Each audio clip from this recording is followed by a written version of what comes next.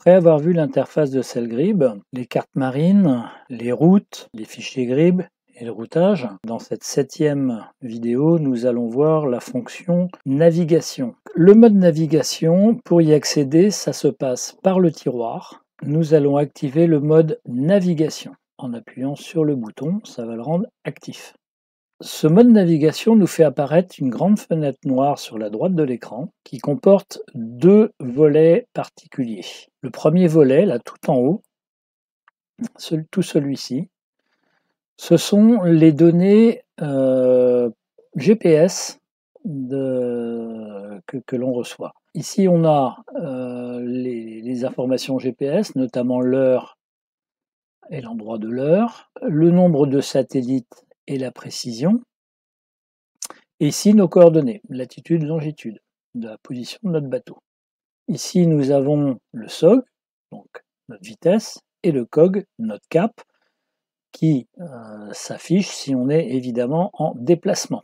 Dans la partie basse, donc dans toute cette partie-là de la fenêtre, nous avons une indication où c'est marqué vers waypoint 0, machin, des informations là. En fait, ce sont les informations de la route que l'on va suivre. Donc on va commencer déjà par ce petit bouton ici, par réinitialiser les données de cette route. Donc je vais cliquer dessus, voilà, et là on n'a plus rien qui s'affiche. Nous avons au-dessus des boutons que l'on connaissait déjà, le plus, la petite cible, nous avons ce bouton-là qui est apparu, qui est vert, en forme de bateau. C'est le bouton qui va servir à faire apparaître ou disparaître ce volet noir de navigation. Il suffit de cliquer dessus et ça disparaît. On appuie dessus et il réapparaît. Dans les changements de l'interface, nous avons également la visibilité de l'icône de notre bateau. Donc, maintenant qu'on est en mode navigation, cette icône est apparue. Si on désactive le mode navigation, l'icône a disparu. Il est plus là. Il n'y a plus de bateau là. Donc on fait réapparaître. Navigation. Le volet se rouvre et l'icône du bateau réapparaît. Bon, cette icône, il est gris. Et ça a une raison bien particulière. Donc le mode navigation, c'est quoi? C'est simplement pouvoir visualiser la position de son bateau en réel déplacement. J'en profite là pour vous montrer une petite chose qui apparaît quand on touche l'écran ici. On a une petite ligne là qui apparaît, qui peut être un peu perturbante au départ. En fait, c'est un peu l'équivalent du compas à pointe sèche qu'on avait vu dans l'interface ici. Sauf que la ligne elle démarre systématiquement du centre du bateau vers le centre de l'écran, vers la cible. Donc quand on déplace la cible, hop, la ligne elle apparaît et elle vous donne des informations, le cap et la distance. Cette ligne elle disparaît automatiquement toute seule au bout d'un certain temps, tant qu'il est paramétrable. C'est intéressant, moi je l'efface, mais je ne la fais pas apparaître, parce que je trouve qu'elle me perturbe l'utilisation de l'application. Maintenant, elle a une fonction quand même intéressante, particulièrement si on zoome fortement sur une zone. On va pouvoir mesurer la distance qui nous sépare de notre bateau au point que l'on met sur la cible. Et où on peut constater également une chose, c'est que cette distance ici, elle s'affiche en mètres sur des distances courtes. C'est-à-dire que sur une distance supérieure à 0,5 000 nautiques, on sera en 1000 nautiques, et sur une distance inférieure à 0,5, on sera en mètres. Donc ça, c'est bien. Vous voyez, par exemple, ça va me permettre de mesurer où se trouve l'estran par rapport à mon mouillage actuel. Là, je sais que l'estran est à 154 mètres. On va aller également dans les préférences pour paramétrer certaines choses. On clique sur le plus, préférences. Et là, ce que je vais vous montrer ne se situe pas dans les préférences générales ni dans les préférences d'affichage. Dans ce menu préférences qui n'a pas encore été présenté, il y a les menus, les préférences GPS, NMEA et AIS. Comme son nom l'indique, ici on va pouvoir régler plein de choses concernant les positionnements GPS, le NMEA, c'est-à-dire le réseau des instruments de votre bateau, et les AIS. Ici à droite, on a une grande fenêtre avec plein de choses qui sont réglables. Notamment ici, la première ligne, grande icône, afficher une grande icône pour le bateau. Donc là, je l'ai coché pour la vidéo. Là, on va le décocher pour voir ce que ça donne à la suite. On a sur la deuxième ligne la source du GPS. Là, c'est marqué interne. Ça veut dire que les informations GPS proviennent de la puce GPS de mon téléphone ou ma tablette. Pour que ça fonctionne, il faut absolument que vous ayez évidemment sur votre smartphone activé le GPS. Si on clique sur ce menu, on a d'autres choix. On a donc l'interne, on a Wi-Fi NMEA et on a Bluetooth. Wi-Fi NMEA, on va y venir tout à l'heure, c'est pour récupérer votre positionnement GPS à partir des instruments de bord de votre bateau en Wi-Fi. Pour l'instant, on va rester en interne. Ici, on a un menu, case à cocher, donc ça veut dire marche arrêt.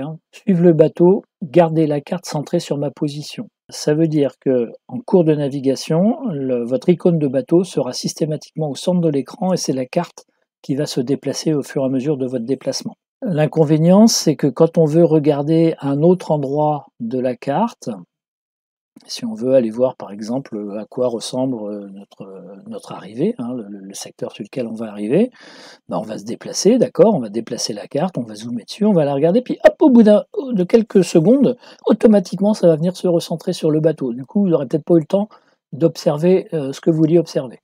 Donc je préfère le désactiver, comme ça au moins je manipule ma carte comme je veux, et quand je veux recentrer le bateau sur le milieu de l'écran, j'appuie sur le bouton qui est par ici, qui correspond au recentrage sur le centre de l'écran. Je vais le décocher. Flèche de direction de vent, bon, c'est coché. Flèche de courant, c'est coché. Donc coché pour afficher en haut de l'écran une flèche en direction indiquant la direction du vent. Flèche de courant, idem, coché pour afficher une flèche sur l'icône du bateau indiquant la vitesse et la direction du courant. Paramètres de la trace, ça c'est pour l'enregistrement de vos traces. Donc là il y a des sous-menus. On peut ici définir la longueur de la ligne de cap qui apparaît donc à l'écran, c'est-à-dire cette ligne qui va être dans l'axe de votre bateau, qui va faire une certaine longueur. Cette longueur-là, ici, elle est destinée à représenter 1 heure de navigation dans nos conditions actuelles de navigation. Ça peut être modifié. On peut faire une ligne de cap de 2 heures. Bon là, 1 heure, c'est très bien, on va laisser comme ça. Épaisseur de la ligne de trace, bon, nombre de pixels, c'est... La trace, pour mémoire, c'est le tracé réel de votre déplacement qui est conservé en mémoire dans l'ordinateur et que vous pourrez relire. Nombre de jours à afficher au démarrage, c'est le nombre de jours de traces. Quand on démarre Sailgrib, on peut faire afficher automatiquement les traces qui ont été enregistrées depuis X jours. Donc là, notamment 2 jours.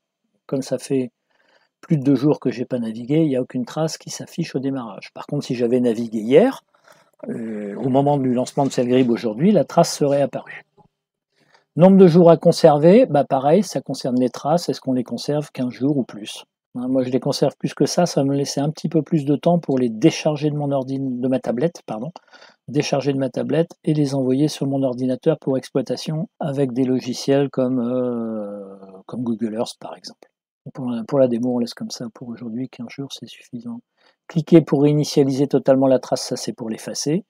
Format de la trace sous forme de base de données, ça laissez-le cocher.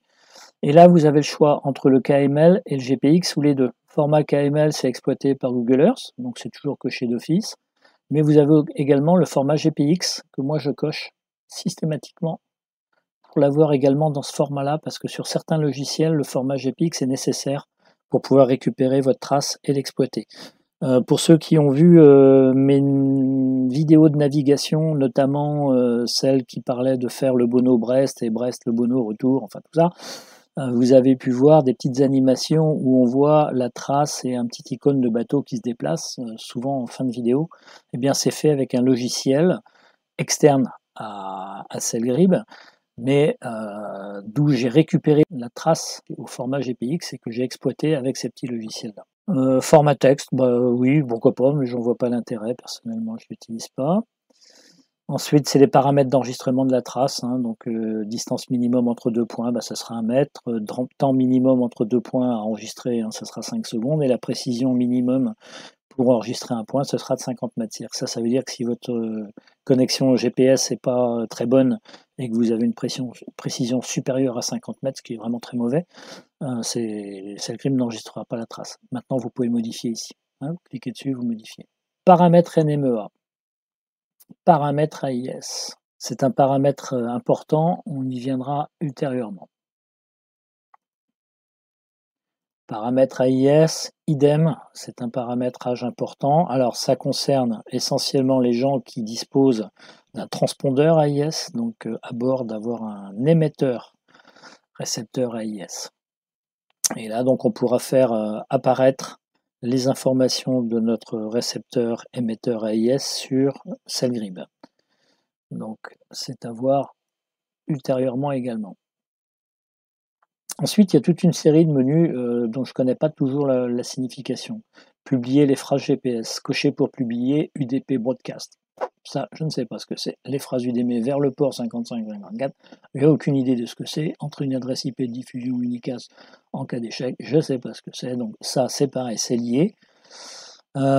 Publier vers SailCloud, je ne sais pas ce que c'est. Cacher les libellés, toujours cacher les libellés du panneau de navigation. Non, il faut autant les avoir apparaître. Ligne de bateau vers le centre de la carte. Ça, c'est la fameuse ligne que je vous montrais tout à l'heure qui informe des distances qu'il y a entre le centre de la carte et votre bateau. C'est pas obligé, vous voyez, vous pouvez le décocher ici. Donc si ça vous gêne, n'hésitez pas, c'est dans les préférences GPS NMEA, ligne de bateau vers le centre de la carte. On va le laisser cocher. Là, justement, on a ici temps d'affichage, 5 secondes. Le temps d'affichage, c'est le temps d'affichage de la ligne qui va du bateau vers le centre de la carte. Donc ça, c'est paramétrable. Vous avez un choix, 5 secondes, 10 secondes, 15 secondes, 20 secondes. Pour la vidéo, je vais laisser 5 secondes, c'est bien assez. Distance courte en mètres, ça c'était ce que je vous montrais également sur cette même ligne de longueur, de prise de mesure. Au-delà de 0,5 000 nautiques, la distance sera affichée en mètres. On n'est pas obligé, on peut l'avoir en 1000, on peut la garder en 1000. Si 0,01 000 ça vous parle, bah, vous décochez la case et au lieu d'avoir des distances en mètres, vous les aurez en 1000. Non, c'est pas mal non plus de les connaître en mètres sur des très courtes distances. Et bien voilà, on a fait le tour de ce menu. Donc retournons à la fonction de mode route. Donc là, vous voyez, j'ai changé la taille de l'icône. Ici, au centre de l'écran, il est devenu tout petit. Mais il est toujours gris. Donc, il y a une raison particulière à ça. Maintenant, qu'est-ce qu'on peut faire avec ça? Mais écoutez, comme son nom l'indique, navigation, c'est pour naviguer. Donc, pour naviguer, on va utiliser une route que l'on va suivre. Pas forcément un routage, mais au moins une route. Je fais un appui long au centre de l'écran, gérer les routes, charger une route, et on va charger la route de la dernière vidéo, donc le Tour de Belle-Île, et on charge. Voilà notre route qui apparaît. Sur la droite de l'écran, ici, on a le titre de la route, qu'on a bien chargé, la route de Belle-Île. Ensuite, on a un waypoint. C'est le prochain waypoint que l'on va atteindre. Ensuite, on a son cap, la distance à ce waypoint-là. Et si on était en navigation, on aurait le temps à parcourir pour aller à ce waypoint et le temps pour être arrivé à la fin du parcours. Ce petit bouton-là, c'est pour décharger la route. Hein, d'accord, c'est pour complètement la décharger de ce tableau-là. Ça n'empêchera pas qu'elle va rester ici. Ici, sur ce même tableau, sous le titre, vous avez Waypoint 1. Quand on clique dessus, on a la liste de tous les waypoints qui font partie de notre route ici. C'est pour ça que dans une vidéo, je vous disais que c'était bien de les renommer, c'est bien de les renommer. Quand on peut le faire, c'est bien, parce que 1, 2, 3, 4, 5, 6, ça ne veut pas dire grand-chose. Autre apparence qui a changé, nous avons cette ligne pointillée qui part de la position de notre bateau et qui va rejoindre un waypoint ici. Ce waypoint-là notamment. Vous voyez, si je zoome dessus, on voit le pointillé qui arrive ici. Ça, c'est par rapport à la position qui est affichée ici. C'est-à-dire que c'est la distance qui a ce waypoint-là. Donc, le waypoint 1, en fait, c'était celui-là. C'est bien celui qu'on a affiché à l'écran. Le cap à suivre est au 194 degrés par rapport au bateau. La preuve, c'est que si on met le centre ici, puisqu'on a le tracé, vous voyez, si je l'amène dessus, hop, le cap à suivre, c'est bien 194. Et si je positionne la cible sur l'icône, 11,2, 11,5 000 nautiques. Voilà, donc il suffit que je zoome pour plus de précision. hop, je mets le centre là, 11,5 000 nautiques, cap 194, cap 194. Maintenant, si on le sélectionne à la main, on va prendre le waypoint 2. Le waypoint 2, son cap est au 200 degrés par rapport à ma position actuelle, qui est donc là-haut, pour une distance de 12,6, etc. On va revenir sur le waypoint 0. Le waypoint 0, c'est le point de départ. Donc notre bateau, il est là. Le but, c'est d'aller ici, pour pouvoir commencer notre navigation. Donc, on a une distance à parcourir de 7,4 000 nautiques au 168. Il est évident que c'est du cap et de la distance à vol d'oiseau. Ce n'est pas le chemin qu'on va faire. C'est juste pour vous donner une information. Voilà pour cette première partie sur le mode navigation de Sailgrib.